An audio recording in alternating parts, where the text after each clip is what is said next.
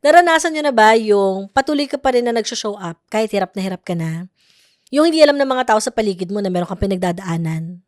Siguro at some point, meron kang ganong klaseng nararamdaman, ano?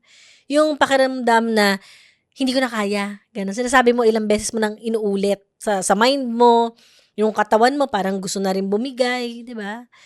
May ganon tayong feeling at some point, no? Ngayon ba? Nandiyan ka ba ngayon? Pero ang hirap kasi, nandito yung point na may times, lagi ka pa rin na dapat mag-show up. Marami akong mga na-encounter na ganitong klaseng stories na wala silang choice kundi mag-show up. Wala silang choice para mag-give up kasi hindi nila afford.